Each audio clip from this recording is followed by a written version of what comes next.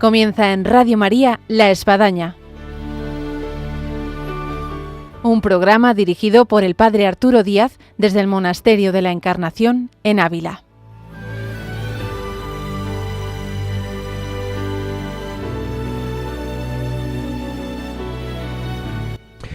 Hola, buenos días, les habla el Padre Arturo Díaz, bienvenidos a La Espadaña. Y La Espadaña, siempre el último viernes de mes, lo dedica a la obra y vida de San Juan de la Cruz con María Ángeles Álvarez, pero en este sentido esto es un adelanto.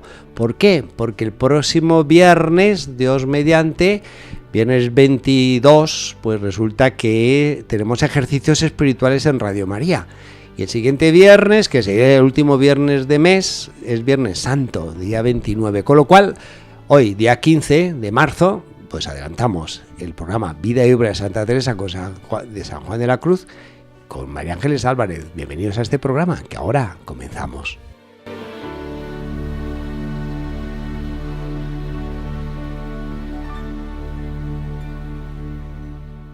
Buenos días, María Ángeles. Buenos días, ¿qué tal? Algún oyente dirá, uy, pero soy el último viernes de mes, pero ya lo hemos dicho, que es Viernes Santo. Así que bueno, nos hemos adelantado y un gusto tenerte aquí en nuestros micrófonos para dar este nuevo capítulo de la vida y obra de San Juan de la Cruz.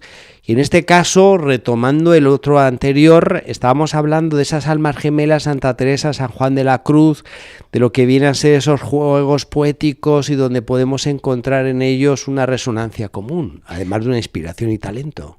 Exactamente, porque se juntaron pues dos grandes personas, dos grandes místicos y dos grandes poetas.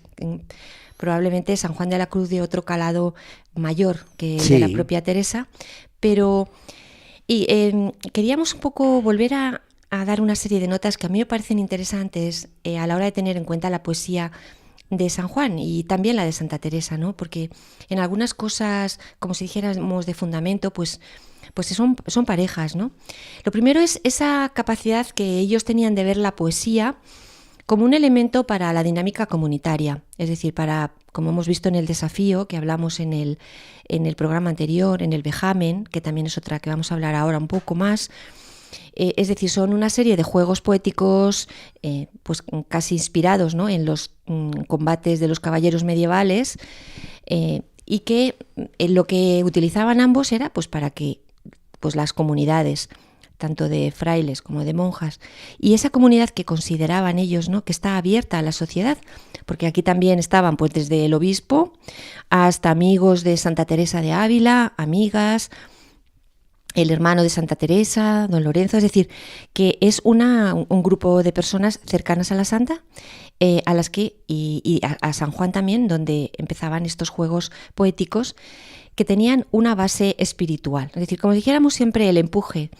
Yo creo que el empuje de toda poesía mística siempre es como un empuje espiritual, es decir, es una experiencia, algo que quiero contar, que puede ser que lo escriba pues por una cosa interior, como escribió San Juan de la Cruz el cántico espiritual después de estar en la cárcel en Toledo, pero también puede ser que el escribir determinados versos pues haya sido impulsado, en este caso por un juego poético como el que lanzó Santa Teresa, ¿no?, y que animó a los que tenía a su alrededor pues a escribir y a contar, lógicamente, cosas de su vida. Es decir, lógicamente las poesías de naturaleza mística son siempre referenciales, ¿no?, a algo que se ha vivido, ¿no?, o bueno, sobre todo las poesías buenas, ¿no?, las que nos vienen a decir esto. Que quedan en el tiempo. Exactamente.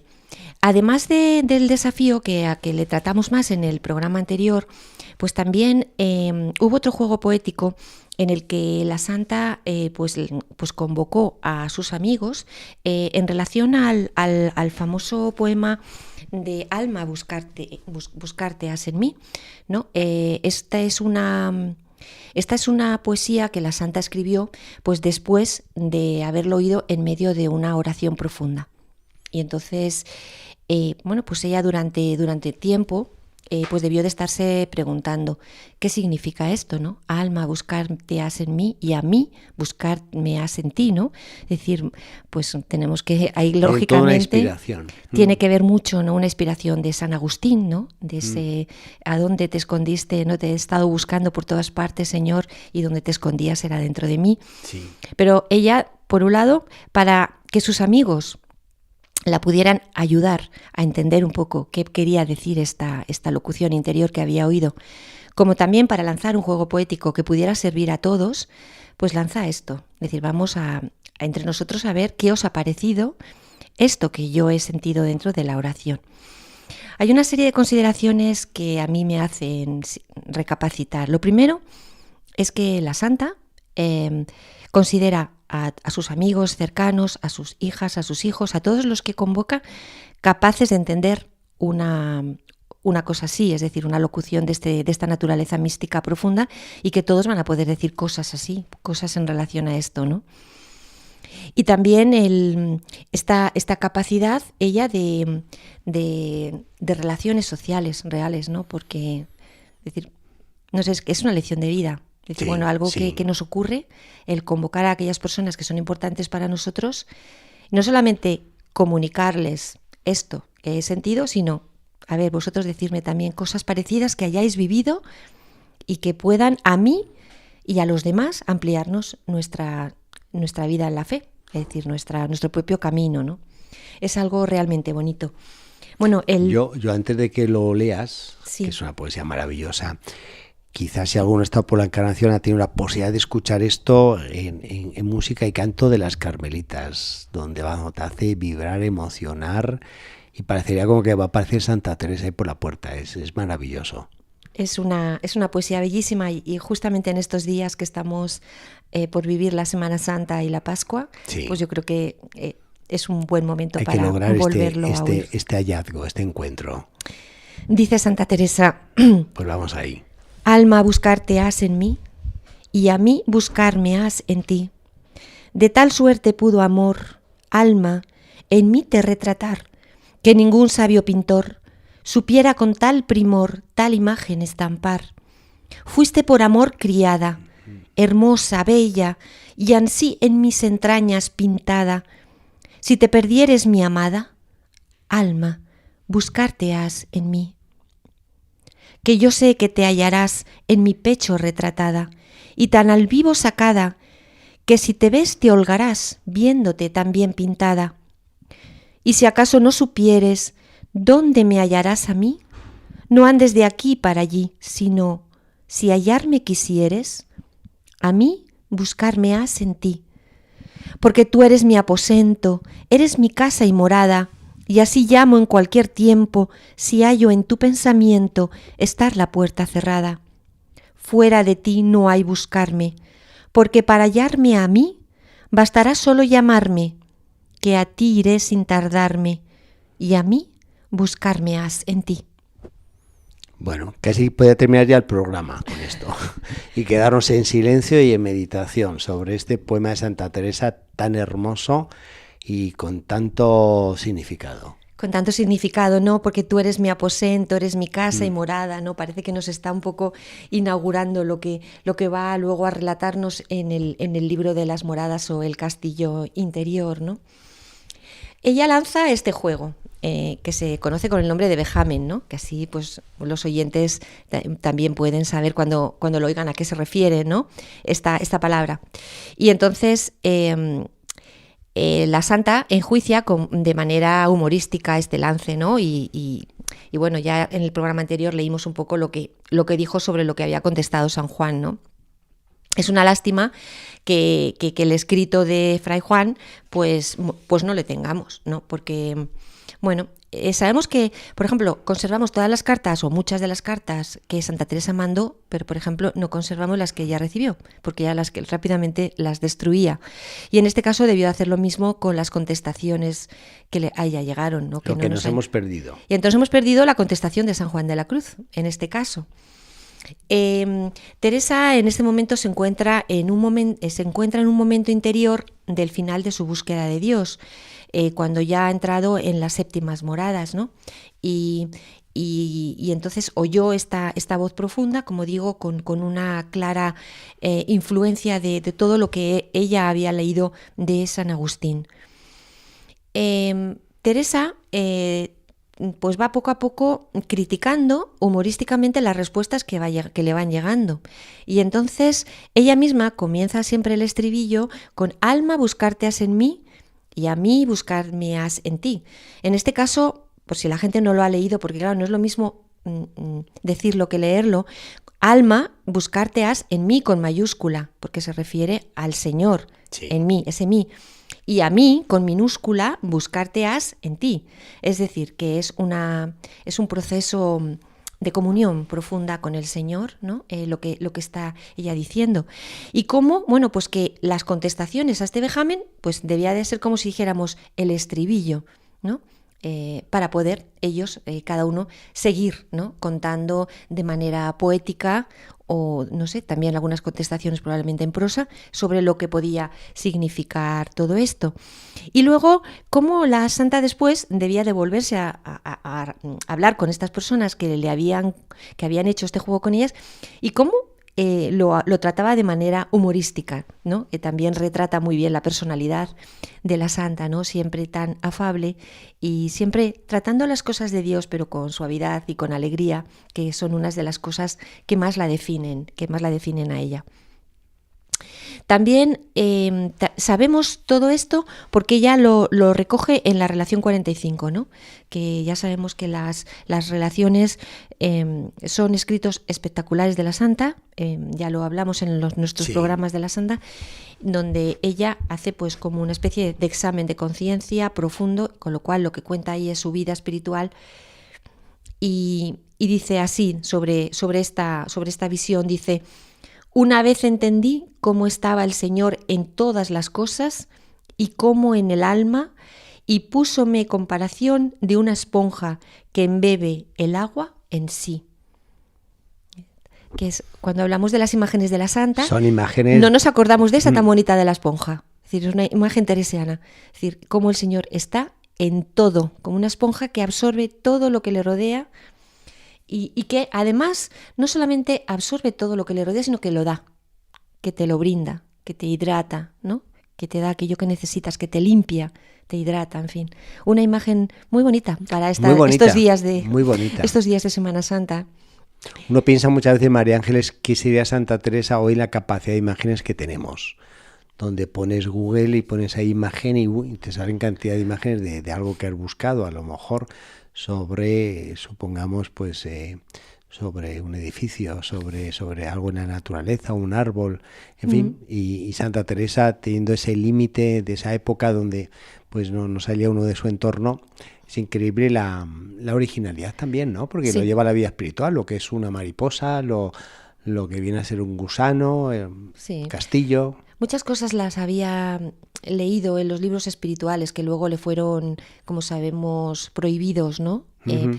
Y que lo había leído muchas veces en la naturaleza, ¿no? Y todas estas imágenes de la vida natural se le quedaron muy relacionadas para la explicación de los procesos espirituales, ¿no? Es un poco algo que siempre nos remite, ¿no? A la santa. Y bueno, y no podemos decir más que San Juan de la Cruz en mayor medida todavía. Sí. Es decir, como tanto las lecturas que él tuvo, como sabemos, hombre formado, universitario en la Universidad de Salamanca, ¿no? Todas las lecturas que él tuvo y que luego nos brinda en su poesía, ¿no? Y que realmente nos deslumbra su poesía, ¿no? Siendo uno de los poetas pues más importantes de la historia de la literatura, yo no diría que mundial, no solamente española, ¿no? Sí.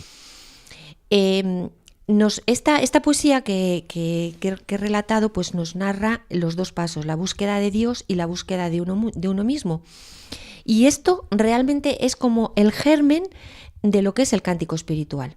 Como estábamos hablando desde el principio, estos dos santos que se juntan y que hay una especie de simbiosis entre ellos, de relación entre ellos, ¿no?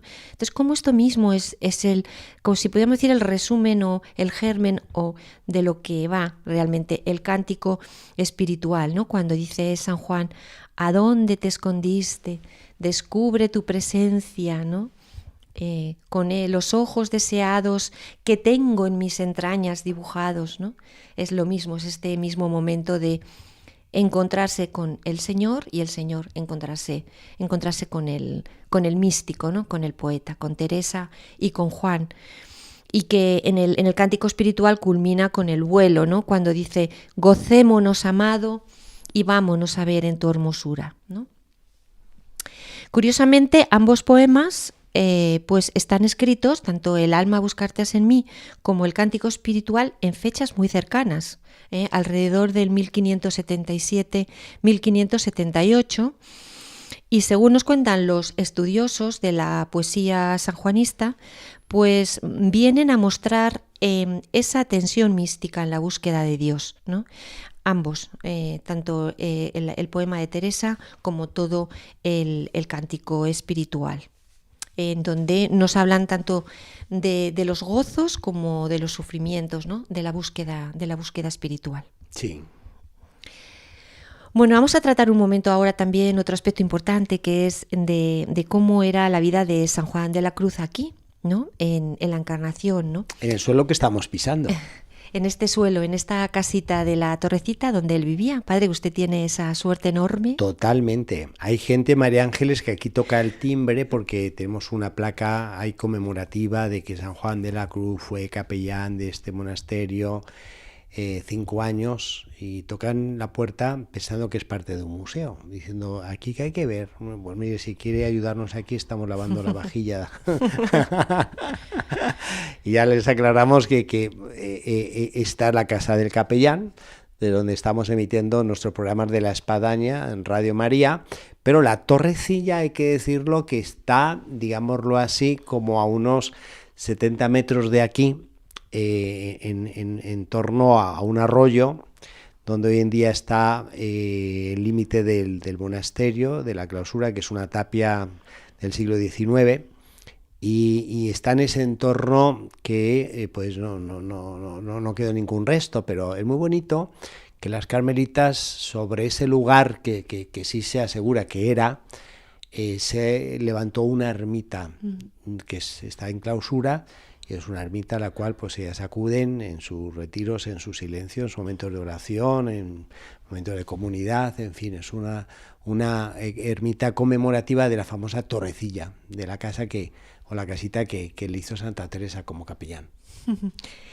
Aquí realmente la Encarnación es que es un museo un vivo. Relicario, Es un relicario tanto de la Santa como del uh-huh. Santo Juan de la Cruz, ¿no? Y es una gozada venir por aquí y pasar un rato.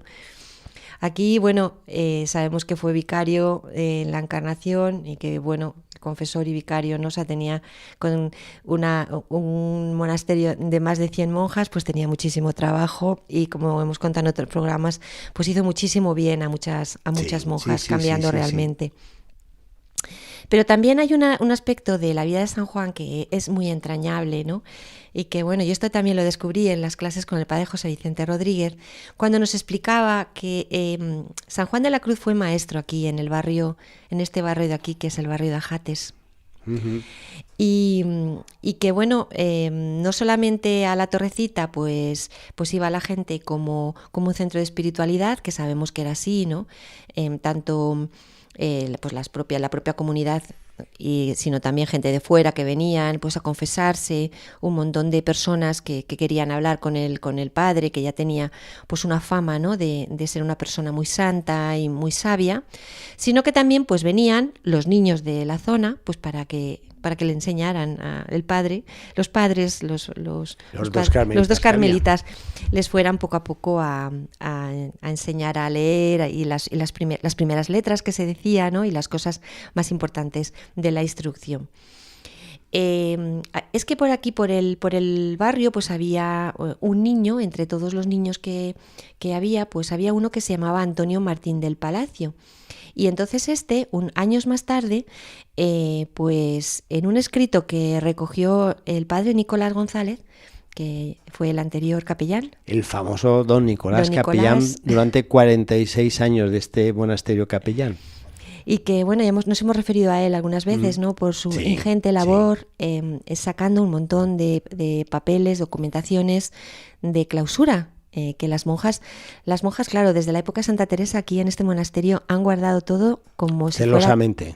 Celosamente, ¿no? Como reliquia real de la vida de la santa y del santo, y está ahí conservado. Entonces, el padre Nicolás pues encontró este texto que os voy a leer, que luego se publicó en un libro que editó la Caja de Ávila en 1973, que se llama San Juan de la Cruz. Pues si alguien tiene la suerte enorme de tenerlo. Es de biblioteca también, de archivos, sí. Una reliquia, ¿no?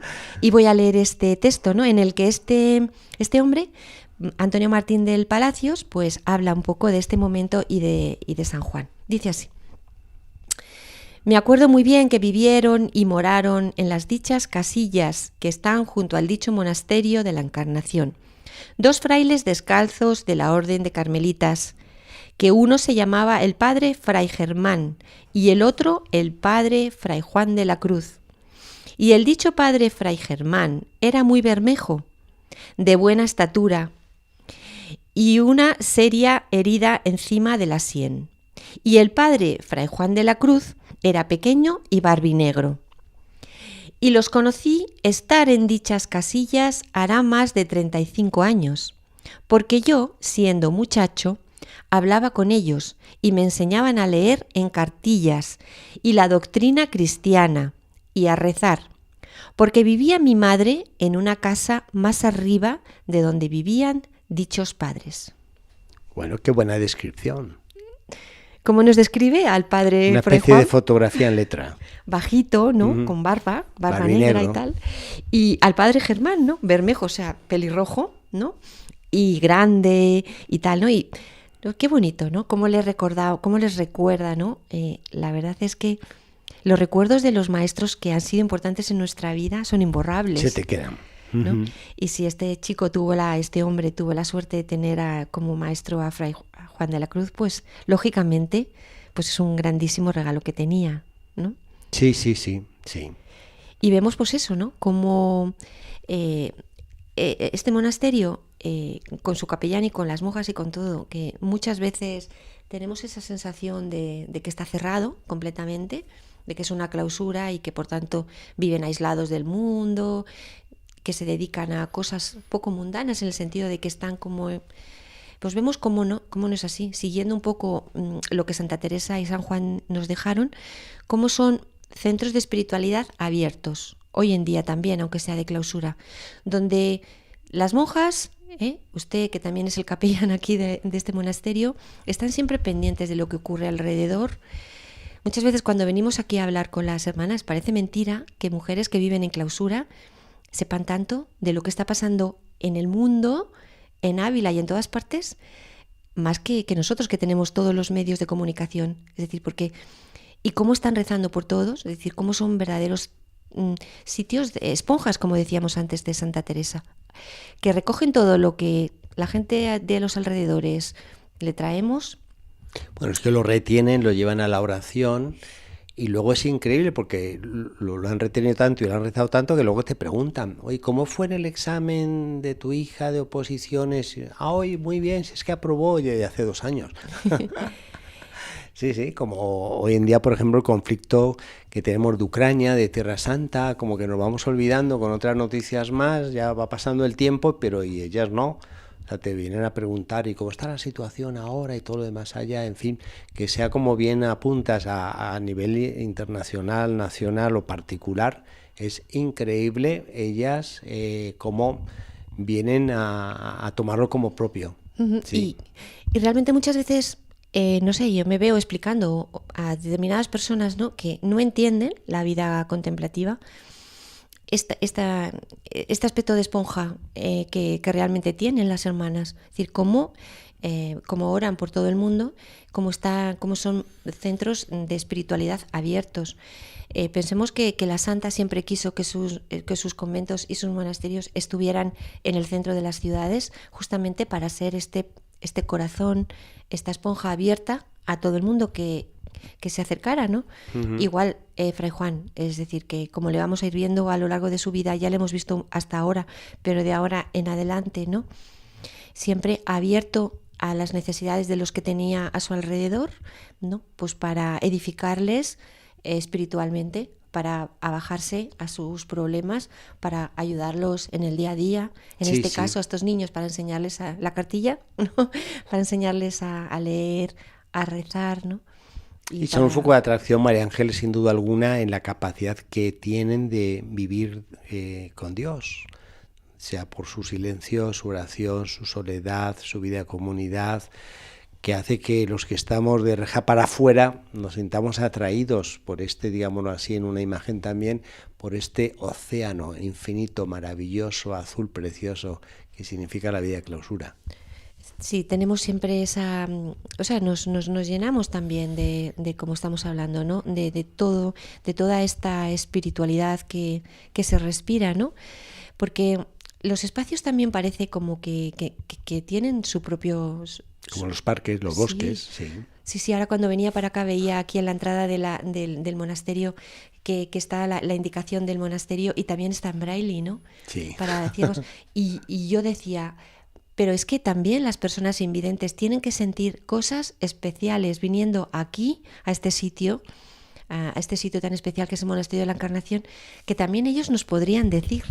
Es decir, no solo nosotros explicarle cosas históricas o cosas que ellos con su visión no pueden ver, pero cosas espirituales que ellos sienten en estos lugares, probablemente...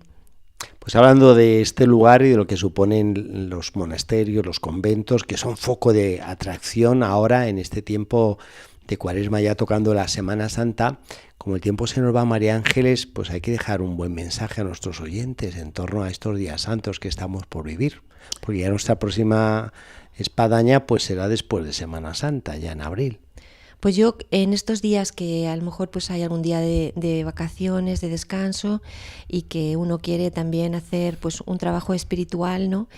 Pues yo les recomiendo que cojan las poesías de San Juan de la Cruz, que cojan, por ejemplo, el Cántico Espiritual y que tranquilamente lo lean, ¿no? Y que dejen que fluyan las palabras de Fray Juan en su corazón y en su alma. Y seguramente si lo hacen en un momento de oración, pues todo aquello les va a abrir caminos dentro de su alma especiales, no me queda duda. Y que no se preocupen sobre la interpretación de qué significaba, porque ya desde la época de Fray Juan ya le decían: padre, que no entendemos nada, por favor, explíquenos qué significan estas palabras, ¿no? Y él siempre decía que cada uno lo lea en la hondura de su alma. O sea, no quiso. Luego al final hizo los comentarios a los poemas, un poco obligado, porque ya le dijeron: por favor, padre, sobre todo, ¿no? La hermana Ana de Jesús, ¿no? Le dijo: por favor, padre, explíqueme un poco qué significan estas palabras. Pero realmente lo que él nos dice es que lo leamos cada uno desde nuestro propio interior, con calma y con paz, y que el Señor nos acompañará.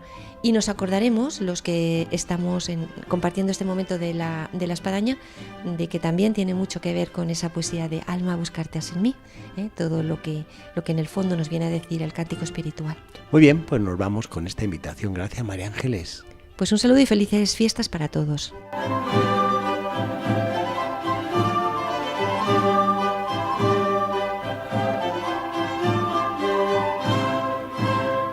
Llegamos así al final de nuestro programa con esta invitación de poder leer los místicos.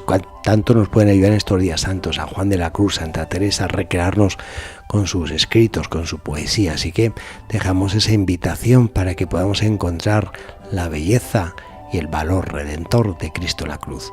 Feliz Semana Santa y hasta el próximo programa, ahí en Pascua. Hasta entonces, Dios mediante, aquí en La Espadaña.